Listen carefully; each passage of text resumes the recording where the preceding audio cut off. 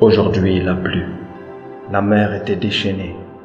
Les feuilles des arbres vibraient et sur mon visage transparaissait la mélancolie. L'espace d'un instant, j'ai pris conscience de tous les bienfaits dans lesquels je nage par la grâce de Dieu. Et ô combien d'ingratitude et d'insouciance je fais preuve. J'ai un lit et un oreiller sur lesquels m'appuyer la nuit, le tout avec un ventre bien rempli. Et combien de jours je laisse passer sans un seul merci.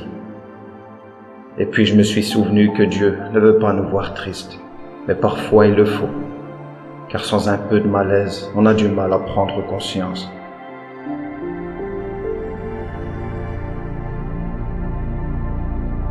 J'ai pris conscience que j'ai aujourd'hui ce que je demandais avant, et surtout, que je ne prends pas le temps de réellement en profiter, car trop occupé à ce que je voudrais plus tard. Mais plus tard n'existe pas. Quand vient plus tard, il devient maintenant. Mais quelle sorte de vie souhaite-t-on mener? Toujours à se dire « je serai heureux quand j'aurai ci ou cela, quand j'atteindrai cette situation ou lorsque j'y serai ». Vivre la moitié de sa vie dans l'anxiété, parce que trop penser au futur. Est-ce que j'y arriverai? Est-ce que j'aurai ce que je veux? Et l'autre moitié en dépression, parce que trop occupé à penser au passé, aux erreurs faites, à ce qui nous est arrivé. Mais comment voudrions-nous que la vie nous laisse tranquille, alors que nous ne la laissons nous-mêmes pas tranquille, à force d'être d'éternels insatisfaits, à force de vouloir toujours plus, et quand on a plus, on en veut encore, et on croit qu'un jour on sera rassasié. Avec un tel état d'esprit, c'est de la folie. Avec un état d'esprit matérialiste, on vit dans la forme, mais alors on ne vit pas, car c'est dans le fond et non la forme que se passe véritablement la vie. Comment vouloir que la vie nous laisse tranquille, alors que nous la bousculons? On la bouscule en permanence, en la laissant pas se dérouler à son allure, en n'acceptant pas que les choses se font par étapes, pas comme on le veut, mais comme elles doivent se passer. On ne peut trouver la paix qu'en lâchant prise, qu'en vivant au présent. C'est une certitude. Et puis on veut être libre. Mais libéré de quoi? De qui? On en a une idée certes, mais on ne sait pas vraiment. La vérité c'est que chacun d'entre nous est son propre prisonnier. Car on passe la majeure partie de notre vie dans notre tête. C'est ça l'éveil. Sortir de sa tête pour enfin vivre la réalité. Mais il y a des cordes dans notre tête. Celles-ci nous retiennent.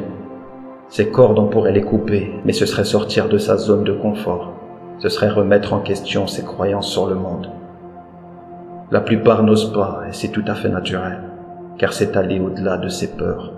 C'est dur d'affronter son rival le plus robuste, s'affronter soi-même.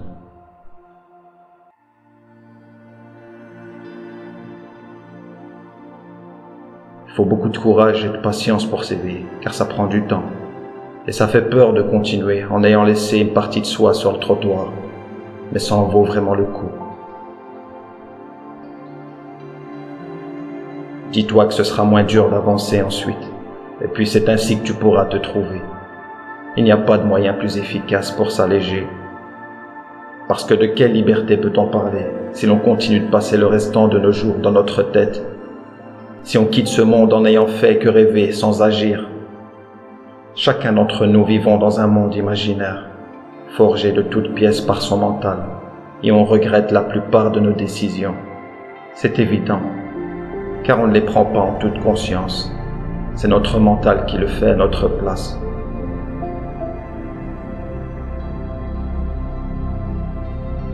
Lorsqu'on reprendra le contrôle de nos émotions, en choisissant de ne plus suivre nos pensées limitantes, en prenant nos propres choix, là, on pourra dire qu'on aura repris le contrôle de nos vies. Alors il y a divers moyens d'y arriver. Encore une fois, ce n'est pas facile.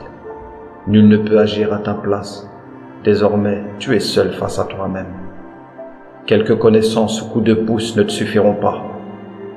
Tu devras t'armer de courage et d'une volonté profonde de vouloir enfin vivre ta vie et enfin atteindre tes objectifs. Ensemble, on va tenter de se conseiller. Je te dis à très bientôt si Dieu le veut. Paix sur toi, ton frère en humanité.